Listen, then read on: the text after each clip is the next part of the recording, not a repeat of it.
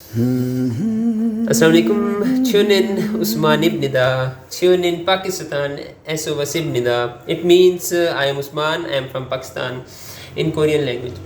I am learning Korean language and this is my day 4 of Korean language speaking challenge. Before going ahead, I have a little question. Ige mo ya? What is this?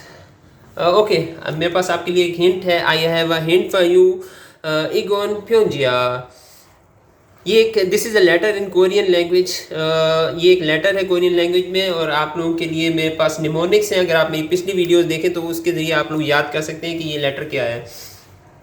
You may memorize mnemonics on how to pronounce this letter in Korean language. Nevertheless, in this video, I have an ayah from Surah Al-Kawthar, Surah number 108. It is Hananimi Kudega. Hananimi Kudege Pungsung Han Unhairul Bepul Utnani. इसका मतलब है it means O profit सल्लल्लाहु अलैहि वसल्लम we have given abundance to you.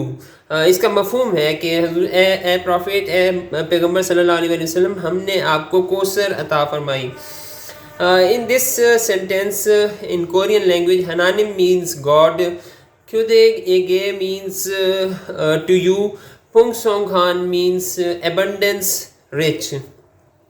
This is from my side on this day, and I am again saying that if you want to collaborate with me in learning Urdu language and I want to learn Korean language, so we may collaborate with each other and may help each other in learning these languages. So you may message me about learning Urdu language, and inshallah we will meet next time.